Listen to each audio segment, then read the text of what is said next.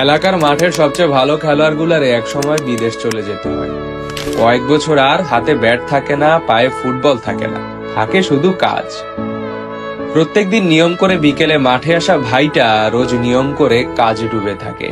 কাল কত রান করলে জুনিয়রদের সামনে প্রেস্টিজ ঠিকঠাক থাকবে, কত গোল করলে সহজে জেতা যাবে, এসব ভাবতে থাকা মানুষটা ভাবে কাল কত টাকা পাঠাইলে এই মাসটা আমার পরিবারের ঠিকঠাক চলবে।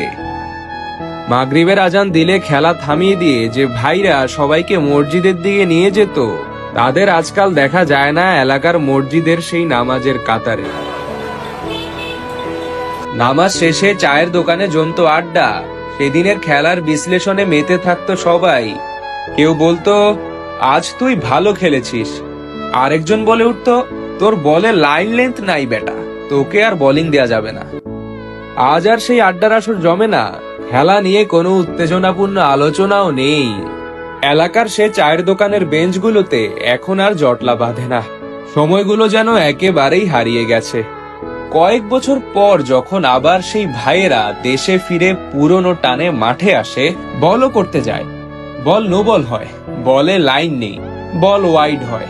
আবার ফুটবল মাঠে একটু দৌড়ালেই ক্লান্ত হয়ে যায় শরীর। তারপর ভাই হয়তো হাসতে হাসতেই বলে ওঠে, আগের সেই দিন কি আর আছে রে?